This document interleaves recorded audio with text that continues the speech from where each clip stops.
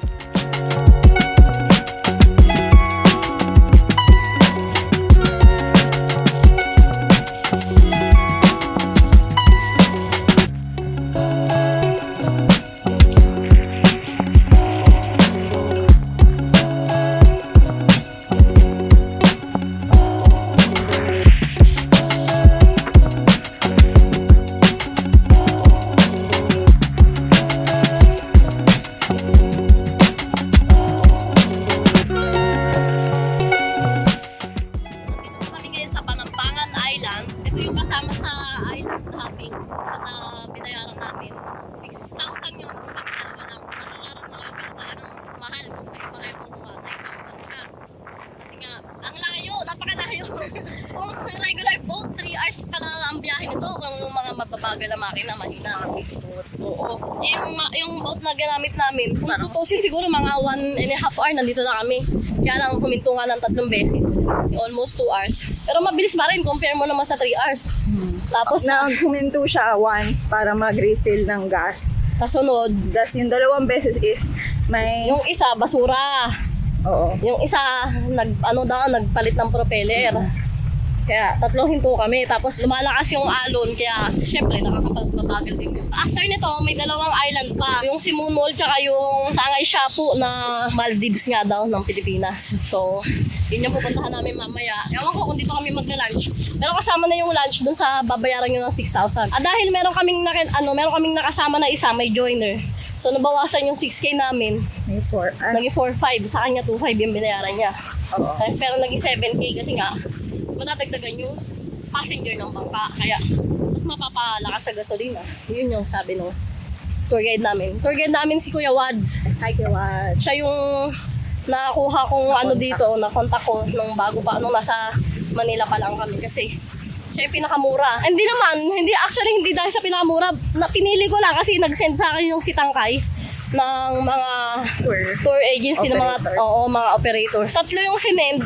Yung isa kinukontak ko, hindi makontak. Tinry ko siya, Wads Muhammad Ali pangalan niya. Lepa tour siya pero sabi nga niya hindi pa naman daw siya talagang nakakapag-operate as tour operator. Kasi syempre marami rin kailangan doon, papers, ganyan. Pero yun nga, nagpo-provide siya ng mga tour packages. Siya rin yung tour guide ni Kulas. Sino Kulas ba yun? Yung vlogger. Yung vlogger na si Kulas. Hindi ko rin siya kilala pero sinong sinabi niya, sinearch ko sa YouTube. Tapos yun, di nakita ko. Napanood ko sila. Ayun na nga. Ang haba. Ang haba-haba. Longest Sandbar in the Philippines. Ito. 3 kilometers daw. Asa na? Ito, galing kami doon sa kabilang side kanina. Ngayon, nandito naman kami sa kabilang side. Ayun meron pa Ang layo pa. Mukhang nandun nga yung kasama namin na Simon. Ewan, kung matutuloy kami bukas, kasama rin namin Simon sa papunta sa Sitangkay. Talagang inano ko rin na isama yun sa itinerary namin kasi nga, nandito na rin naman kami. So, bakit hindi puntahan, di ba? Para ma-experience naman, oo. Although, medyo mabigat din sa budget. Kasi magkano yung pamasahe doon, tapos ang tagal din ng biyahe. 500 pesos yung regular boat or roro yata doon. 500 pesos, tapos 5 hours yung biyahe. Tapos pagdating doon, may fast craft, papuntang Sitangkay, 1,000 pesos per head. 1 hour. 1 hour lang. Kaso ang i-budget ko talaga doon is 2,000 lang. Kasi nga, 2 na kami nung balikan. Ang mangyayari, biyahe kami sa umaga, papunta doon, dadating kami ng hapon. Tapos, sa gabi, biyahe ulit pabalik ng Bonggao. Kasi wala naman kaming masyadong gagawin doon. Basta ma-experience lang yung sinasabi na lang. Yung Venice of the South daw. Tapos sabi naman ng iba, parang Thailand siya kasi yung floating market. Nasa bangka ka tapos andyan yung mga palengke kung ano-ano mga tinda nila. Pero karamihan mga isda, iba-ibang klaseng isda, tapos mura lang. Yung nakasabay nga namin na Simon, gusto niyang pumunta sa, ano yun? Sibutok. Sibuto. Sibuto. Sino si Botok? Sibuto Island. Which is malapit lang din sa Sitangkay. Pero mas malayo siya sa Sitangkay. Yun yung pinakadulo daw. Nandun na raw yung last lighthouse ng Pilipinas. Kasi nga dulo na talaga tong Tawi-Tawi.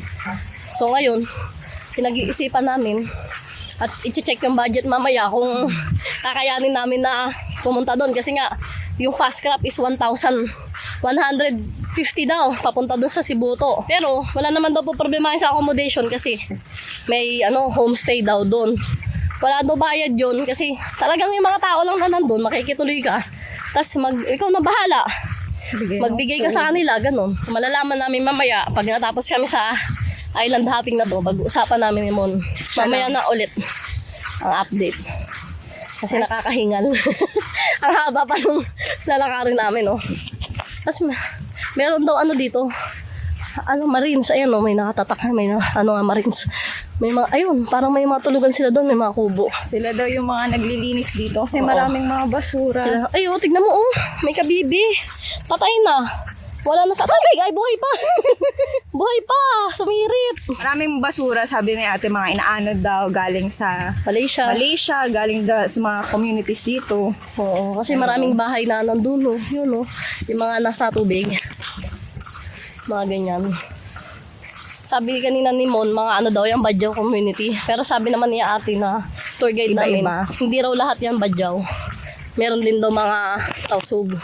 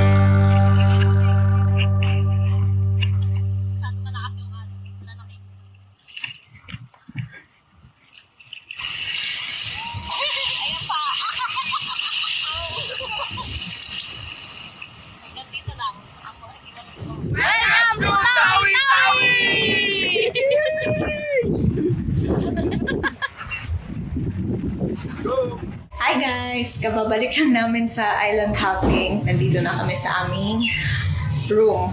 So, hindi tayo nakapag-room tour kahapon kasi pagdating namin dito, antok na kami. So, natulog na kami, tapos nawala na sa isip namin mag-room tour. So, andito kami ngayon sa Aaron's Pension House. And 500 pesos per night siya, and then shared bathroom. So, ito yung room namin ngayon. Wait lang.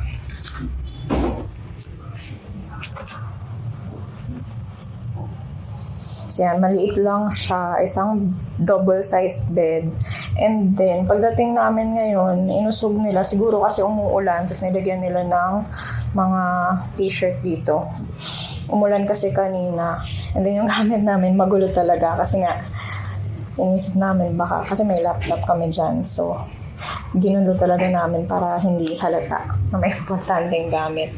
And then, yan si baby. Katatapos lang namin maligo. And then, ito yung view namin. May mosque. And then, rinig namin dito yung mga prayers nila. And then, may mga bahay sa tapat. And then, may balcony. Yan. So, nilalatag lang namin tong blanket namin. Ito yung room namin. And ito yung common area. And then, ito yung CR. Ito yung CR nila. Yan. Malaki naman. Yung shower room. And ito yung CR. Yeah, magsasampay lang kami ng mga nilabhan namin. Ay, binanlawan lang pala kasi nga galing kami sa dagat. Walang banlawan doon. At saka dito pala yung tubig is Limited lang. Nag-iigib lang sila ng tubig. Walang flowing water sa faucet. Andiyan na yung kakilala namin. Simon, magdi-dinner lang kami.